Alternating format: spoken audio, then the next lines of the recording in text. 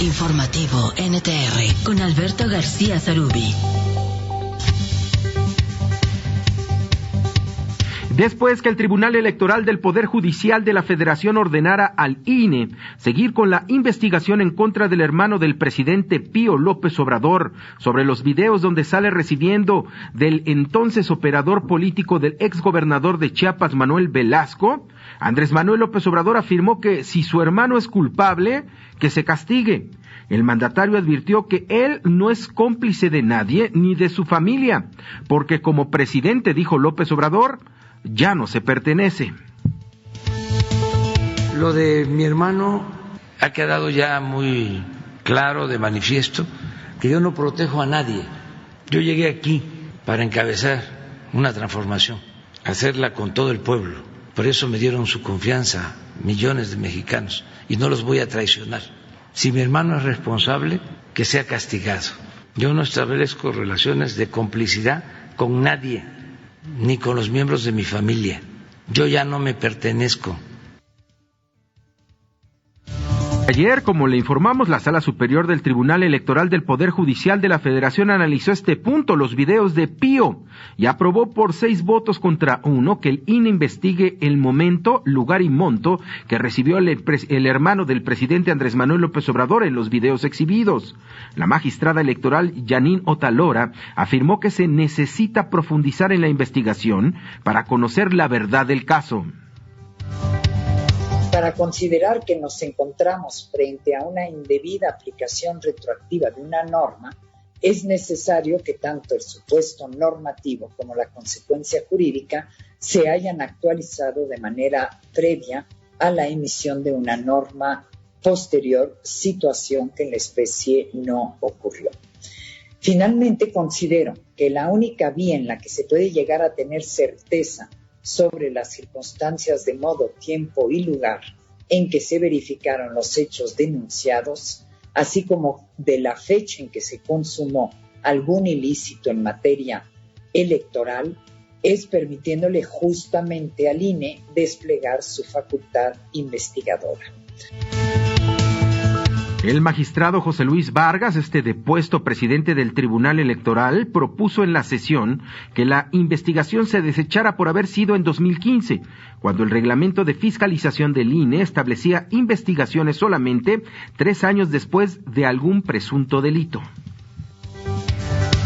Ahora bien, a efecto de definir la norma que debe regir en el asunto que ahora resolvemos, les propongo analizar las denuncias en el material probatorio aportado, así como el recabado por la autoridad y las actuaciones realizadas con motivos de esta queja. Todas ellas, y eso es importante subrayar, tienen como elemento temporal común que los hechos imputados presuntamente acontecieron durante el año 2015. Las quejas tienen como aspecto coincidente que se sustentan en las videograbaciones difundidas el 20 de agosto de 2020 en un medio de comunicación, en donde se reseña que presumiblemente Pío López Obrador recibió dinero de David León en 2015, así como la declaración de este último difundida en Twitter, en la que señala que la grabación debía tener una antigüedad aproximada de 5 años. Aquí cabe mencionar que al realizar el emplazamiento también hizo referencia a ese año. En ese sentido, al momento en que acontecieron los supuestos hechos, el reglamento de procedimientos sancionadores en materia de fiscalización vigente era el que aprobó el Consejo General del INE en 2014, en cuyo artículo 30 se establecía que los procedimientos serían improcedentes cuando las quejas se presentaran después de los 3 años siguientes a la fecha en que se hayan suscitado los hechos denunciados. Este caso con el hermano del presidente, que no solamente fue pues exhibido una vez en un video, por lo menos hay dos, y algunos dicen que podría haber más videos de el hermano del presidente, quien por cierto el López Obrador lo había dicho un día después que se exhibió el video, un 21 de agosto del año 2020, dijo el presidente que efectivamente eran aportaciones de personas que estaban financiando su movimiento. El presidente reconoció que de hecho de esos dineros recibía su salario para seguir pues al frente de este movimiento, que dijo así se financió la Revolución Mexicana. ¿Por qué no se tendría que financiar Morena? En su conferencia de pueblo, lo malo es que Morena es un partido político establecido, y lo fue, y en ese momento lo era. Había elecciones, estábamos entrando a elecciones, por ejemplo, en Chiapas. Entonces había y era un partido político que debe de estar regido pues por las leyes tanto de adquisición de recursos y gasto de dinero, que es hasta el momento lo que más se cuida en los partidos políticos. En su conferencia de prensa mañanera, el presidente reiteró su llamado para aprobar la reforma constitucional en materia eléctrica. López Obrador advirtió que si existen actos de traición a la patria, ya de plano se fue a este término, actos de traición a la patria por diputados que no aprueben esta reforma, pues no se va a permitir que empresas puedan explotar al litio. El litio, dijo el presidente, es una parte fundamental de la reforma eléctrica y no se permitirá que empresas privadas lo exploten si es un recurso nacional.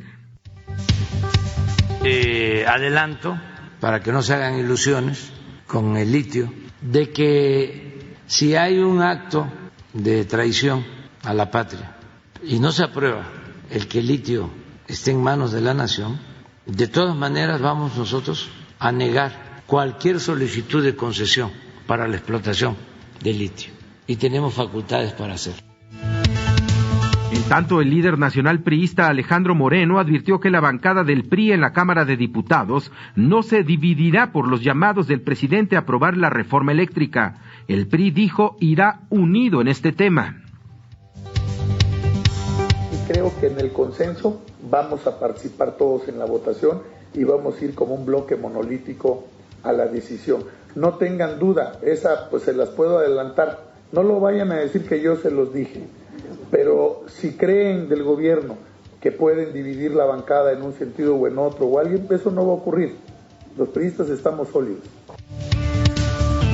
La secretaria de Energía, Rocío Nale, afirmó que con la reforma eléctrica el gobierno se librará de cargar contratos fijos a 20 años y con esos recursos se creará infraestructura propia. La Secretaría de Salud reportó 711 muertes más por COVID-19 en México, con lo que suman 280,607 personas que lamentablemente han perdido la vida. La dependencia además indicó que hay 3,699,621 casos confirmados, 7,697 más. Según la Secretaría de Salud, las entidades que acumulan el mayor número de casos son Ciudad de México, Estado de México, Nuevo León, Guanajuato, Jalisco, Tabasco, Puebla, Veracruz, Sonora y San Luis Potosí. El presidente Andrés Manuel López Obrador recriminó a las universidades y escuelas que aún no han regresado a clases presenciales. Denunció que es muy cómodo estar vacunados y no regresar a clases, además que se provoca un atraso en la educación. ¿Por qué se demoran las universidades en el regreso a clases? ¿Por qué no muchas universidades no regresan a clases? Y escuelas públicas que no están regresando a clases. ¿Por qué razón? Está muy cómodo para quien está recibiendo su dinero y está en su casa y no corre ningún riesgo. ¿Y nos vamos a acostumbrar a eso? Todo eso significa atraso. Por cierto que el presidente matizó ya su convocatoria para una congregación masiva el próximo 20 de noviembre aquí en el Zócalo capitalino. Pidió que las personas que vayan a ese evento sean las que ya tienen las 2 dosis de la vacuna y quienes no, mejor lo vean por redes sociales o en los medios de comunicación. Sí. De manera voluntaria, consciente, sin prohibir, porque está prohibido prohibir. Asisten los que ya tienen 2 dosis, por ejemplo, invitamos a que lo vean por las redes o por la televisión, que interactúen con nosotros, los que tienen una sola vacuna. En fin, estamos viendo que los que están enfermitos, que se queden en la casa, y también cuántos pueden llegar, la distancia y todo lo que nos puedan recomendar los médicos. Pero sí hace falta ya una asamblea informativa amplia, y lo voy a hacer no solo en el Zócalo, sino lo vamos a hacer después en todos los estados. La novela se llama Mi vida por un mitin, porque vaya que es irresponsable una convocatoria en estos momentos, aunque estemos en un nivel bajo, entre comillas, porque si bien los contagios han disminuido, las muertes no. Hay un número muy elevado de personas que diario pierden la vida por COVID. Le estaba yo informando tan solo el día de ayer, 711 personas. Y aunque usted tenga las 2 vacunas, o las 2 dosis de la vacuna, usted se puede contagiar de todas maneras. Así es que usted sabe si quiere ser actor de esta novela de Mi vida por un mitin. La iniciativa de reforma eléctrica representa una expropiación indirecta de las inversiones bajo el TIMEC, este Tratado de Libre Comercio, lo que desataría disputas legales, aseveró Citibanamex. La estamos evaluando como un retroceso. El objetivo de la reforma claramente es revertir todos los avances que se habían hecho en el 93 y después en la reforma de 2013. Y lo que vamos a ver es que va a haber altos costos económicos, y principalmente donde los que estamos viendo es que van a ser asociados a las ineficiencias de la misma empresa, que ya veíamos desde antes. Eso va a continuar, dijo Citibanamex en un informe. La secretaria de Educación Pública informó que 15 millones de alumnos han regresado a clases, lo que representa apenas, mire, si usted pensaba que ya era un regreso ya masivo a las clases, pues no, apenas es el 42% de la matrícula de los alumnos los que están yendo a las aulas, ¿Y cuánto tenemos ya? Como mes y medio, ¿no?, de haber regresado a las escuelas. 42%, estamos hablando que un 58% aún no decide regresar a las clases. La titular de la dependencia, Delfina Gómez, informó que a finales de noviembre el primer grupo de funcionarios de la Secretaría de Educación Pública estarían ya trasladados a Puebla para arrancar operaciones en esa entidad.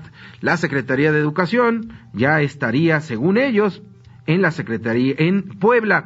Lo cierto es que va a pasar como Salud en Guerrero y como otras dependencias que se han querido trasladar a otros lugares, pues que solamente va a ir la secretaria y su equipo cercano, que por cierto va a estar viajando en la mañana para regresar en la noche, si bien le va, o simplemente estarán por ahí una tarde, tomarse la foto y se regresan a la Ciudad de México. ¿Por qué?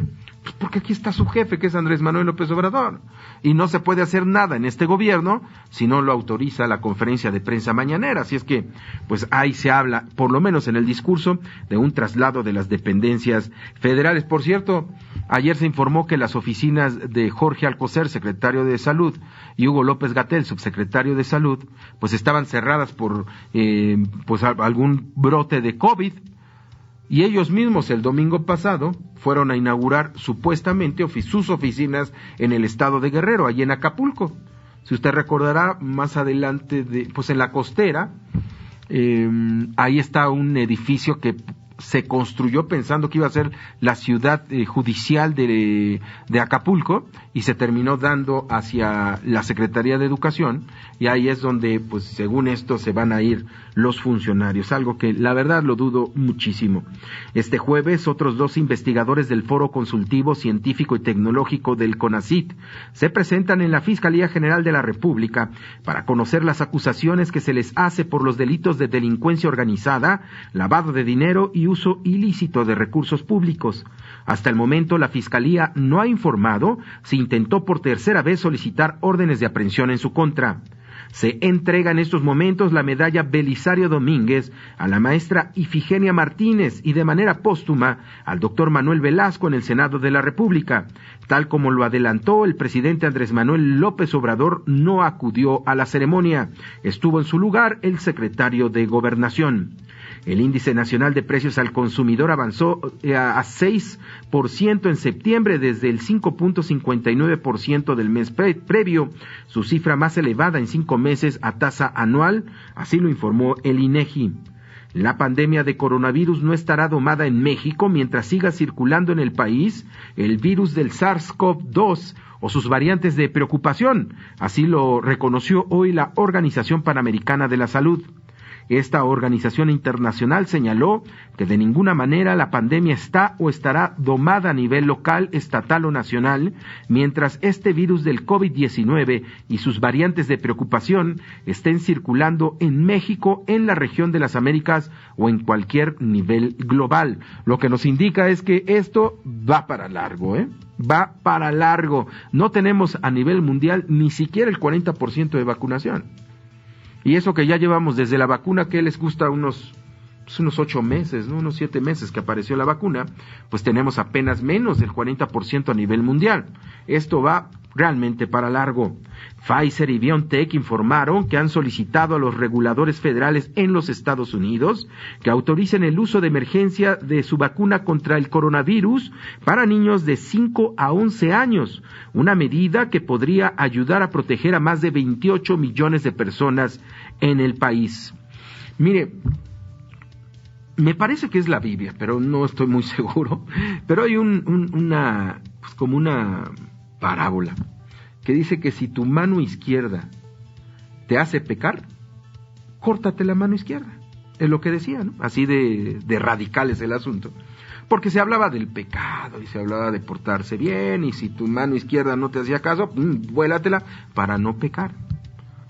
Pues creo que esa frase se le podría decir con todo respeto, como se dice políticamente correcto, al Papa Francisco. Ayer yo le informaba que el Papa había salido muy afectado a la audiencia pública allá en el Vaticano, en esta sala hermosa de Paulo VI, que está ahí precisamente en el Vaticano, y había reconocido que este informe de la Iglesia Católica Francesa, donde se reconocieron por lo menos 300,000 abusos en contra de niños y personas por la jerarquía católica francesa, pues le representaba una vergüenza personal. Pues ahora la mano izquierda, esta que no se la ha cortado, pues hizo de las suyas. Y es que el Vaticano absolvió a 2 sacerdotes italianos acusados de haber abusado de menores en Roma. ¿Por qué cree que los absolvió? Porque los delitos ya prescribieron según ellos. Ay, no, como fue ya hace 20 años la violación en contra de los chavos, ay, olvídenlo, no pasa nada. Y los sacerdotes, ay, déjalos tranquilos, total, ya están en una vida de oración. Entonces, pues el Papa habla con un doble mensaje que seguramente está provocando desconfianza y hasta enojo en la feligresía que está indignada por el abuso que tienen algunos jerarcas católicos y también de todas las religiones, no solamente la católica, sino hay muchos casos de estos que deberían de ser sancionados, no por la ley de Dios, que esa quién sabe si llegue, ¿no?, sino por la ley de los hombres. Y estos 2 sacerdotes, no obstante que tengan 90 años y que hayan abusado hace 50, 60 años de las personas, deberían de tener un juicio y hacérsele justicia. ¿Por qué?